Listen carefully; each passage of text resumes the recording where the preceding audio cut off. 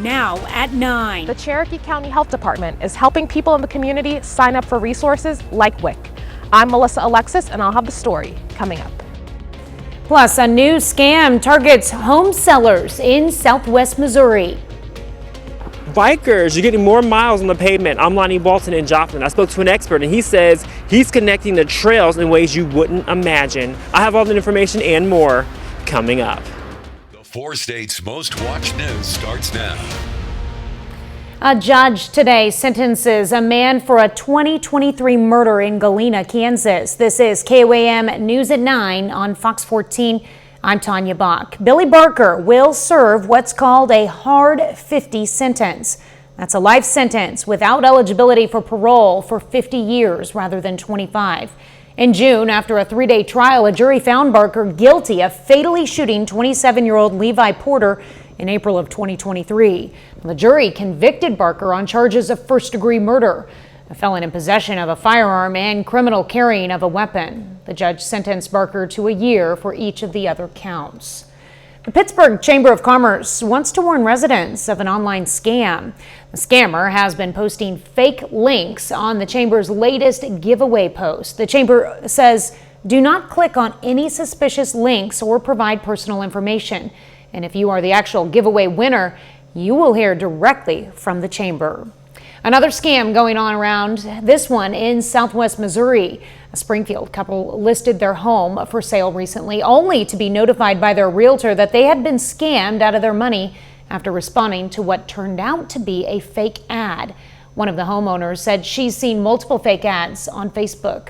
It's only been listed for maybe a week, and there's fake ads on Facebook. Like, I found 2 or 3 of them and reported them already. But the one that she saw is not the ones I found, so there's no telling where all it's posted at. Realtors say beware of marketplaces like Facebook or Craigslist, and if it seems too good to be true, it probably is. We'll have more on this story tonight on KOAM News at 10.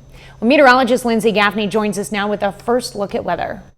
Well, we had storms this morning that brought a cold front, so we had temperatures dropping. Our high was actually just after midnight at low 60s, and then we're going to continue to drop into lower temperatures as we head into this evening. But our high temperature about 3:30 was just about 59 degrees. So we did have about a 10-degree drop from our highs from yesterday because of that cold front, but it didn't really drop our temperatures as we continue into the week too much. Now, most of the rainfall was in Missouri along and south of I-44. We got about 4 inches of rain as a maximum, but most of us received about ½ an inch all the way to about 2.5 inches. Now, a few clouds are going to continue to push into the area, so we're going to have a partly cloudy day to a mostly cloudy day as we head into Tuesday, along with some more chances of isolated showers along another cold front that's going to be coming in tomorrow evening. I'll have those details coming up.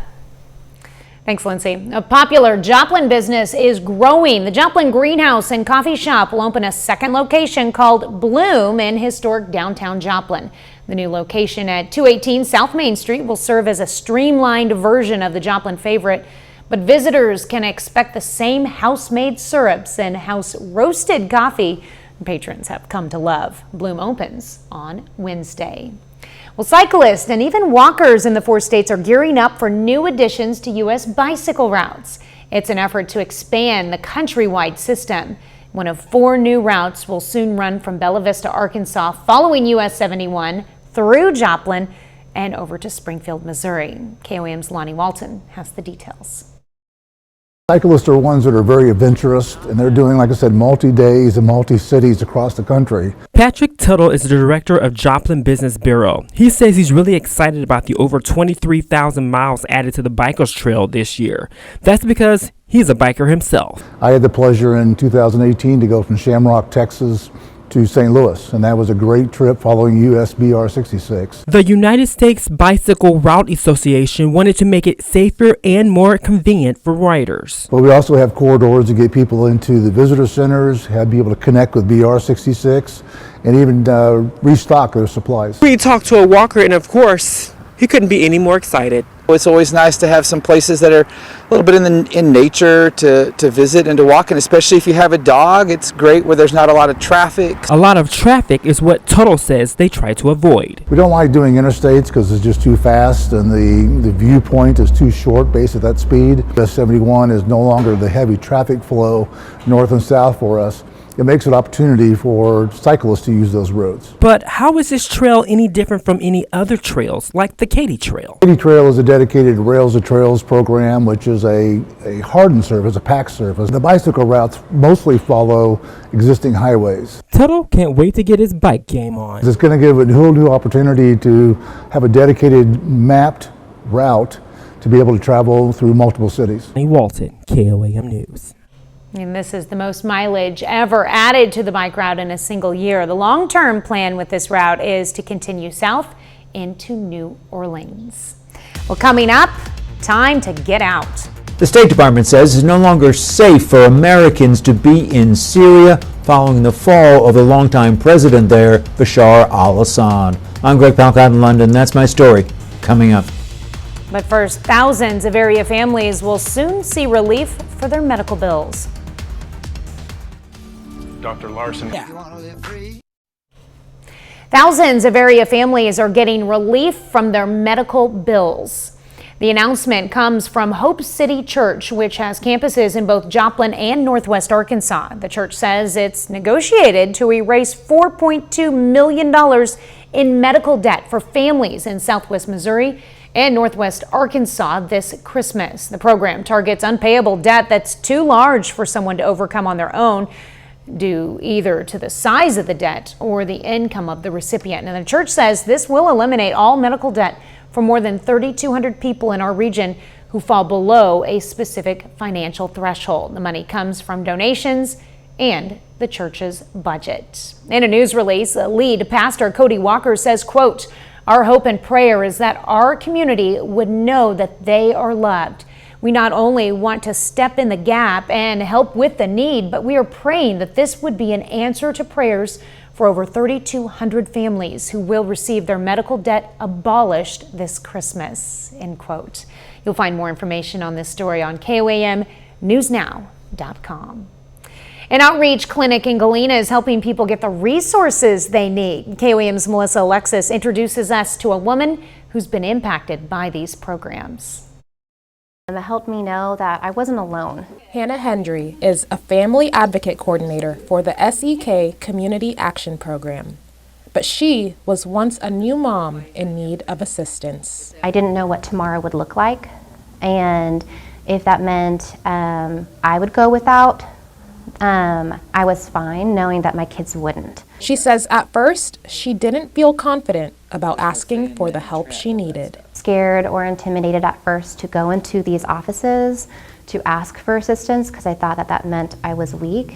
But when she decided to get help, she applied for WIC, food assistance, and child care subsidies. To get our feet on the solid foundation. She says these programs helped her budget and eased stress. That really helped my family get on the right path towards financial liberation. Now she, along with other organizations, helps host outreach clinics to encourage others in need to reach out for help. They don't even have to bring anything with them. An ID is about as much as they ask for.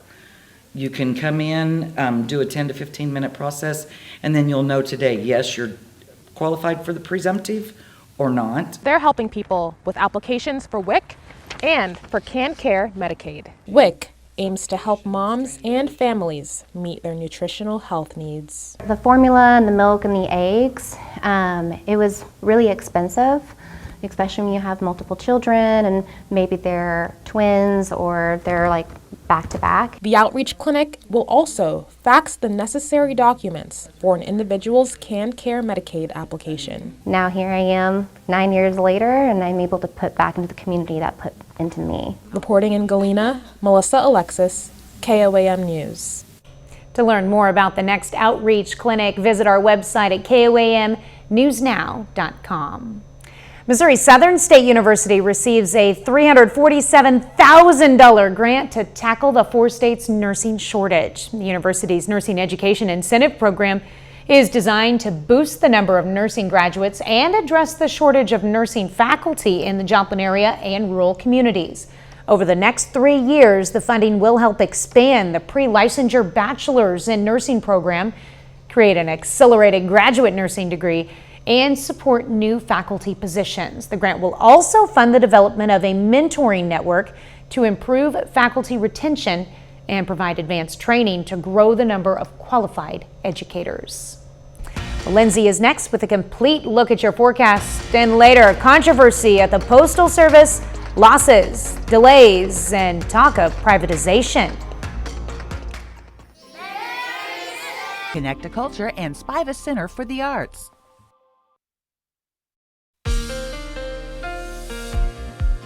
Well, the storms that passed early this morning, if you were in the Joplin area, probably woke you up, but all the rain is out of here. We got almost 3.5 to 4 inches of rain as a maximum, but taking a look outside downtown Joplin from the Cornell Arts and Entertainment Complex, we have a mostly clear night, though clouds are going to start to move in the overnight hours, and as we head into tomorrow, increasing clouds will continue. Now, the rain amounts that we saw in some isolated areas south of Joplin, you get their little orange spots where we got about 4 inches of rain. Now all the yellow areas, that's going to be just east of Joplin, north of Monette near Springfield, that was about 2 to 2.5 inches of rain. And then out in Kansas and Oklahoma in the blue and green, it was only about 1/2 inch to 1.5 inches of rain. So not a ton of widespread showers, but we did have some stronger thunderstorms that dropped quite a bit of rain. Now, as we head into this evening, we can see those clouds pushing in out near Wichita. Those are going to continue into the area, mostly upper level clouds. But tonight, mostly clear until those clouds start to move in the early morning hours, and temperatures dropping down to mid-30s. So it is a cool night because of that cold front that we got this morning. Now, winds shift pretty quickly though, so we're back out of the south as we head into early tomorrow morning. Winds southerly winds 5-10 miles per hour, so we warm right back up as we head into Tuesday for the highs. Now lows starting off again in the mid-30s. Then you can see those winds shifting, temperatures reaching upper 50s for our highs on Tuesday. Now we've got another cold front moving in Tuesday evening and into early Wednesday morning, pushing in a cooler air mass, so temperatures drop back down into the 30s for our highs Wednesday morning, and then our highs getting into the mid-40s. So we've got another 10-degree drop just for Wednesday though, because we warm right back up on Thursday. Now along that cold front, we have the potential for a few isolated showers, though not a lot of widespread rain and not a lot of accumulation either. But let's go ahead and take a look at the future track. So we start Tuesday morning off. This is about 10:30 in the morning, mostly sunny across the area, but like I said, those increasing clouds as we head into the afternoon. And along with some of those clouds, we might get a few sprinkles out in some of those areas, very isolated, a little bit of a drizzle as well, temperatures reaching the upper 50s. And then that front really starts to push in. Now this is not coming in until later in the evening, Tuesday after about 8-9 p.m. You can see that frontal boundary move through and a few showers along the boundary. Now ahead of the boundary, storms start to fire up, but that's going to be south of us. Not expecting any of those rainstorms to be in our area. You can see they're developing south of our counties in Oklahoma and in Arkansas, and then along that boundary is where we're seeing a few showers pushing in, mostly just for the Kansas counties. By the time it gets to Missouri, Oklahoma, and Arkansas, mostly dissipating, and then temperatures will just continue to drop for our Wednesday highs. Now, along with a few rain showers, we're also seeing winds picking up, so 15-20 mile per hour wind gusts out of the west, east, southeast, and then as we head into Tuesday afternoon and into early Wednesday morning, when that front pushes in, we've got winds gusting up to 30 miles per hour. Now temperatures are cooler on Wednesday, but we warm back up for Thursday, and then another cold front chills us out for the weekend. And don't forget, tomorrow will be our last Toy Box Tuesday telethon. Volunteers at our phone banks will be taking your calls during our noon, 5, 6, and 9 o'clock shows. Call in, donate money or brand new toys, and make a difference in the lives of some area children. For more information, including where you can drop off toys, just head over to KOAMnewsnow.com/toybox. Coming up, privatizing the Postal Service. The once and future president considering whether or not the Postal Service ought to be in private hands. But can any company that delivers to 167 million addresses make money? I'm Jeff Flock with the Fox Business Network. I'll have the story coming up. Sign up to ring today at USA and KOAM News Now, supporting the 4 states' first responders. President-elect Donald Trump is looking to put his stamp on the U.S. Postal Service. Fox Business correspondent Jeff Flock has the details. Controversy at the Postal Service over everything from how to replace those archaic mail delivery trucks that you see back there behind me to the amount of losses they're racking up. And now comes word that the incoming Trump administration may be again going to try and privatize the Postal Service. Report from the Washington Post says once and future President Trump has been consulting with his incoming, or at least prospective incoming, Commerce Secretary Howard Lutnick about how to privatize the Postal Service. Trump apparently saying that the government should no longer subsidize it.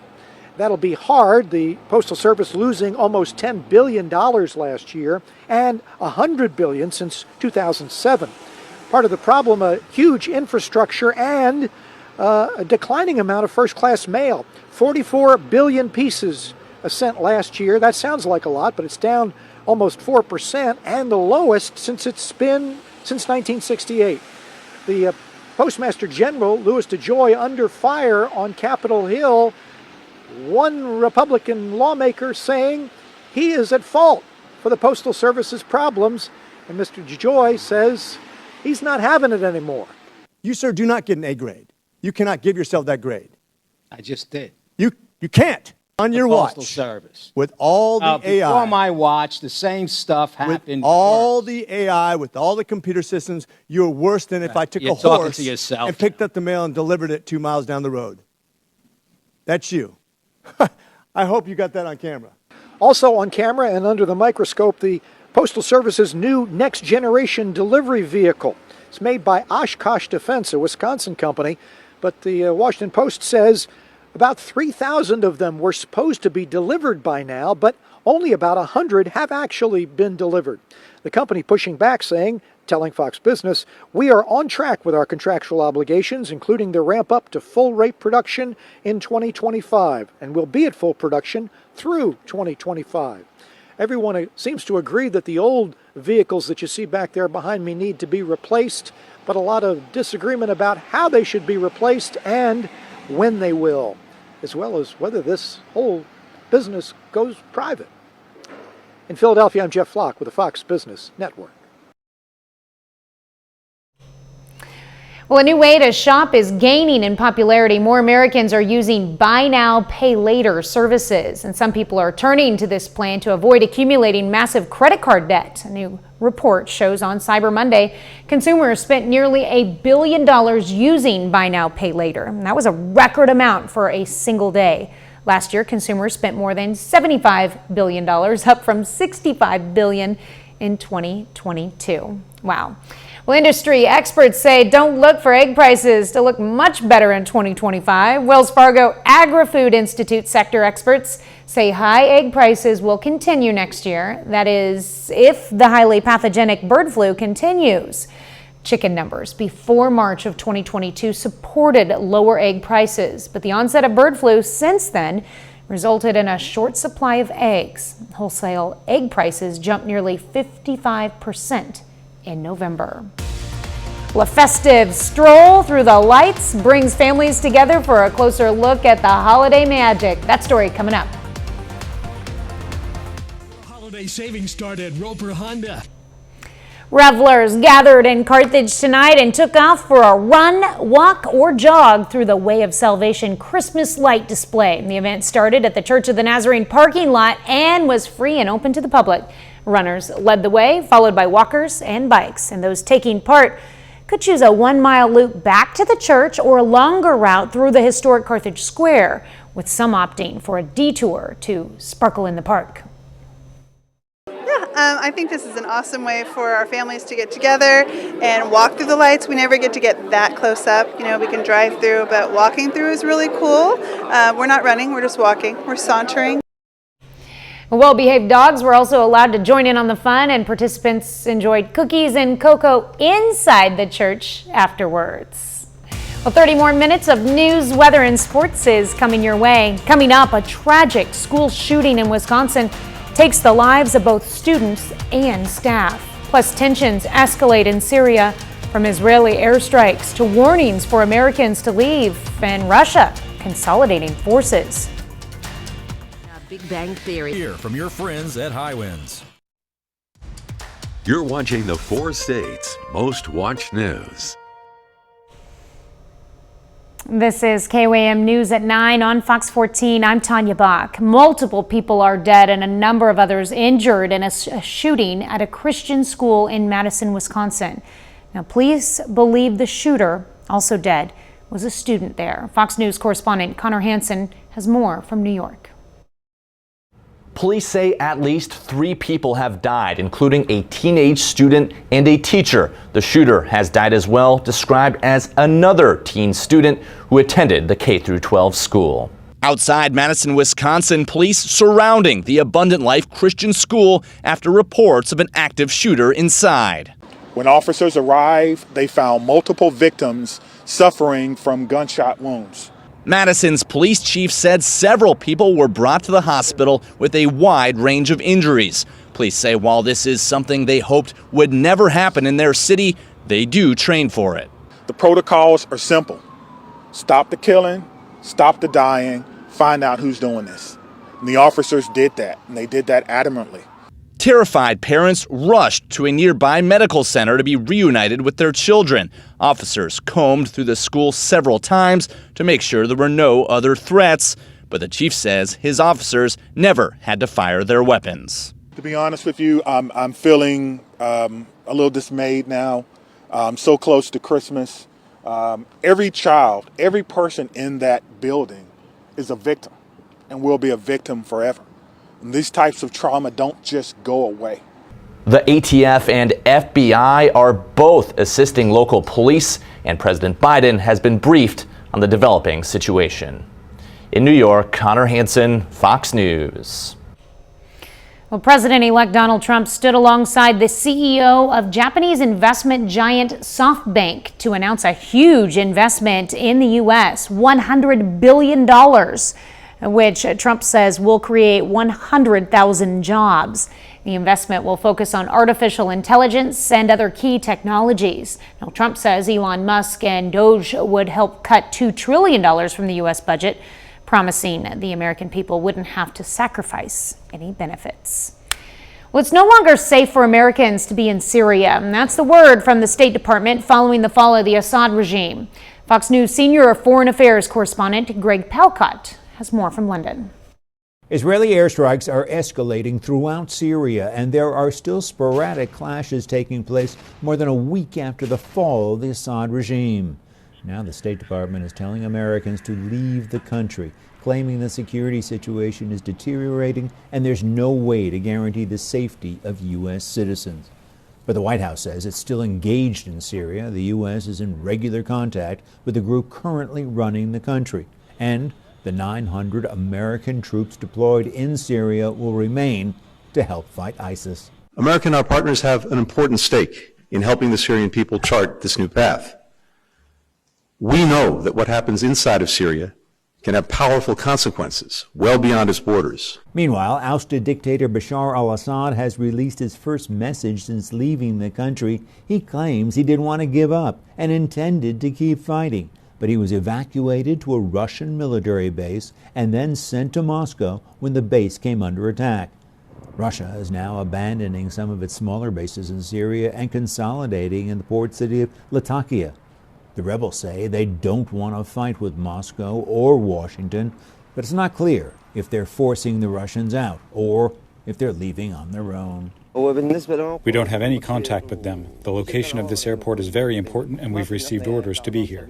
The State Department says that any Americans who need help getting out of Syria should contact U.S. officials immediately. In London, Greg Palcott, Fox News.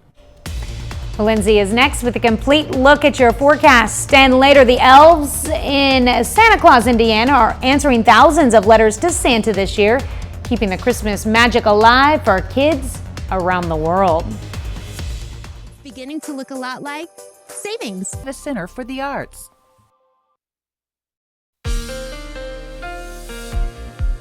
Well, the storms that passed early this morning, if you were in the Joplin area, probably woke you up, but all the rain is out of here. We got almost 3.5 to 4 inches of rain as a maximum, but taking a look outside downtown Joplin from the Cornell Arts and Entertainment Complex, we have a mostly clear night, though clouds are going to start to move in the overnight hours, and as we head into tomorrow, increasing clouds will continue. Now, the rain amounts that we saw in some isolated areas south of Joplin, you get their little orange spots where we got about 4 inches of rain. Now all the yellow areas, that's going to be just east of Joplin, north of Monette near Springfield, that was about 2 to 2.5 inches of rain. And then out in Kansas and Oklahoma in the blue and green, it was only about 1/2 inch to 1.5 inches of rain. So not a ton of widespread showers, but we did have some stronger thunderstorms that dropped quite a bit of rain. Now, as we head into this evening, we can see those clouds pushing in out near Wichita. Those are going to continue into the area, mostly upper level clouds.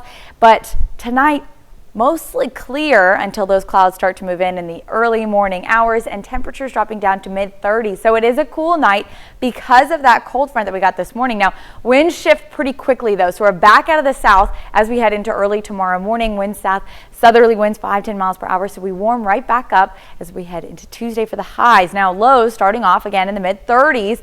Then you can see those winds shifting, temperatures reaching upper 50s for our highs on Tuesday. Now we've got another cold front moving in Tuesday evening and into early Wednesday morning, pushing in a cooler air mass. So temperatures drop back down into the 30s for our highs Wednesday morning, and then our highs getting into the mid-40s. So we've got another 10-degree drop just for Wednesday though, because we warm right back up on Thursday. Now along that cold front, we have the potential for a few isolated showers, though not a lot of widespread rain and not a lot of accumulation either. But let's go ahead and take a look at the future track. So we start Tuesday morning off. This is about 10:30 in the morning, mostly sunny across the area, but like I said, those increasing clouds as we head into the afternoon. And along with some of those clouds, we might get a few sprinkles out in some of those areas, very isolated, a little bit of a drizzle as well, temperatures reaching the upper 50s. And then that front really starts to push in. Now this is not coming in until later in the evening, Tuesday after about 8-9 p.m. You can see that frontal boundary move through and a few showers along the boundary. Now ahead of the boundary, storms start to fire up, but that's going to be south of us. Not expecting any of those rainstorms to be in our area. You can see they're developing south of our counties in Oklahoma and in Arkansas, and then along that boundary is where we're seeing a few showers pushing in, mostly just for the Kansas counties. By the time it gets to Missouri, Oklahoma, and Arkansas, mostly dissipating, and then temperatures will just continue to drop for our Wednesday highs. Now, along with a few rain showers, we're also seeing winds picking up, so 15-20 mile per hour wind gusts out of the west, east, southeast, and then as we head into Tuesday afternoon and into early Wednesday morning, when that front pushes in, we've got winds gusting up to 30 miles per hour. Now temperatures are cooler on Wednesday, but we warm back up for Thursday, and then another cold front chills us out for the weekend. Thanks, Lindsay. And don't forget, you can be the first to know about the day's weather with the KOAM Skywatch weather app. Get severe weather updates sent straight to your phone, free of charge. It's available in the Apple App Store and the Google Play Store. The KOAM Skywatch weather app. Well, some four-legged friends who made the nice list this year posed for pictures with St. Nick today. The jolly old elf made an appearance at the North Park Mall this morning for pet photos. And visitors at the mall will have some cherished memories, not just for this holiday season, but for years to come. And judging from the look on that pooch's face, someone has been a very good boy this year. Coming up in sports, Pitt State men's basketball signs 3 recruits, plus Baxter Springs basketball hosts New Heights for its home opener. John Dales has those stories and more up next.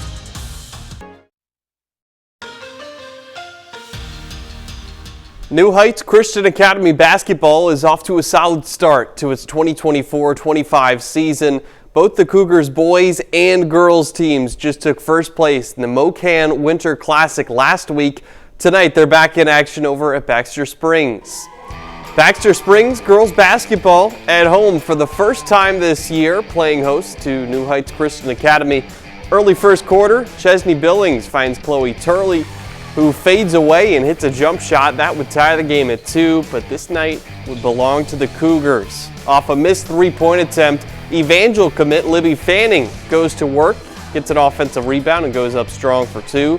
Later in the first, Julia Sanchez pokes the ball free. That starts a fast break, and Allie Stout lays it in. New Heights leads by 8. Second quarter, Fanning tries her luck from deep, and that's good. That stretches the lead back up to 8 points. Right before the half, Cougars working around the perimeter. Ava Lett, nothing but net on this 3-point shot. Cougars run away with it in the second half. They handle Baxter Springs 63-22 on the road. Baxter Springs boys basketball plays its home opener against New Heights, who went to the Missouri Class 2 quarterfinals last spring. First 2 points of the night belong to the Lions after Jacob Grant elevates and touches home that alley-oop. A couple minutes later, here's Grant again, this time powering home a two-handed slam. The Cougars, though, settling in, and check out this give and go from Ben Schumacher to Adam Stanton, back to Schumacher. Great ball movement, leads to 2 points. Midway through the first, Briar Simpson left open from beyond the arc, and he drills it. Lions now lead by 4, but New Heights has the response. Stanton, long 2 from the top of the key. That's good, and the Cougars take a 1-point lead. Final seconds of the first quarter, Jaden Smith kicks out. Cannon Miller, corner 3 is pure. New Heights goes across state lines and gets a victory. Cougars win it 68-49. Well, Pittsburgh State men's basketball is off to a 6-3 start to its season. Tomorrow, the Gorillas are back in action after 9 days off. And today, Jeff Boshy's team announces 3 new signees for its 2025 recruiting class.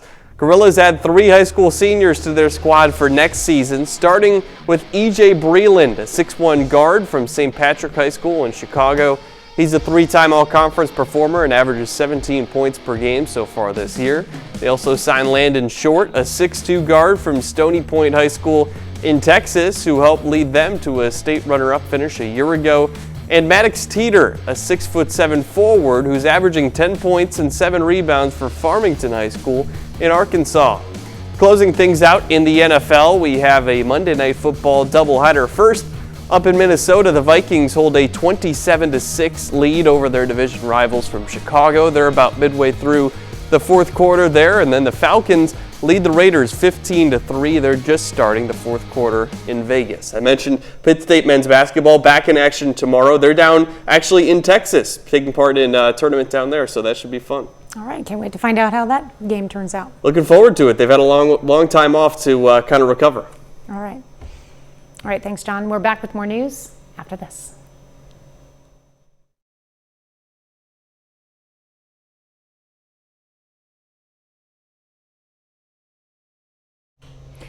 Kids from all over the world send letters to Santa every year, and Santa is able to write them back thanks to a lot of help from elves in the small town of Santa Claus in Indiana. Fox News correspondent Oliviana Combs takes us behind the scenes of the operation from a town you have to see to believe.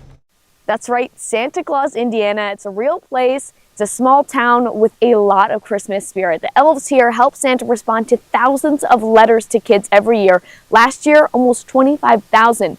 This year, they're expecting even more. Santa likes chocolate chip. The reindeer like carrots, okay? Being consistent with Santa's responses is really important to the chief elf at the museum and old post office in Santa Claus, Indiana. When my father came back from the Navy from World War I and went to the post office to visit the postmaster in Santa Claus and found that he was just inundated with mail and letters from children. For years, letters to Santa have gone to this small town, so they need volunteers or elves to help reply. We have the original post office building that I'm standing in from 1856, and we help Santa answer letters in the back room of the post office. I think it's absolutely wonderful that children still believe because of all the social media and TVs and movies. Replying to these letters is important because it keeps the magic alive. Christmas for kids should be wonderful. That excitement can really mean a lot to kids who are struggling. We do get many sad letters. I can say last week, I think it was, a child who was mature or a bit older said, I hope my mom gets drug tested. That's really sad. And all we can say is, Santa's hoping your mother gets better. The museum shows both sad and happy letters dating back to the 1930s, from neighboring towns to across the world. I think it's really important. And so we really try hard to answer every letter. Christmas is all year round here. They've got Santa-themed shops, restaurants, even a holiday-themed grocery store, and they accept letters to Santa all year long. In Santa Claus, Indiana, Oliviana Kelmes, Fox News. Well, coming up, we've got what's new this week in home entertainment, from Transformers to Joker and more.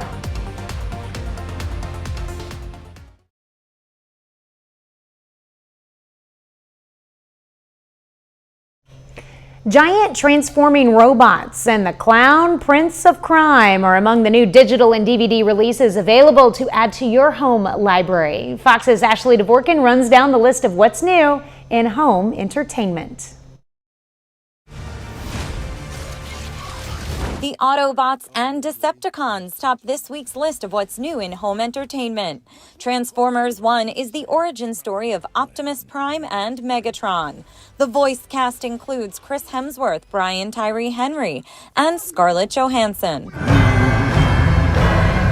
The dark musical Joker, Folie à Deux, features Joaquin Phoenix reprising his role as the Clown Prince of Crime, who meets and falls in love with Lady Gaga's Harley Quinn while incarcerated at Arkham State Hospital. Terrifier 3 follows Art the Clown, unleashing another round of horror on the residents of Miles County on Christmas Eve. No sane man would want the papacy. Ray Fiennes, Isabella Rossellini, and Stanley Tucci star in Conclave. The Vatican-set drama centers on a cardinal tasked with selecting a new pope and uncovering a trail of deep secrets. Hey, Pharrell. Hey, how you doing, man? Piece by Piece tells the life story of Grammy-winning artist Pharrell Williams in the style of Lego animation. Liam Neeson plays an aging gangster facing his mortality and attempting to fix the mistakes of his past in the crime thriller Absolution. I give consent to sever my memories. Small screen favorites to own, Season 1 of the Apple TV Plus workplace thriller Severance, which centers on the employees of Lumen Industries who surgically divide work and personal memories. What's happening? In Hollywood, Ashley Dvorkin, Fox News.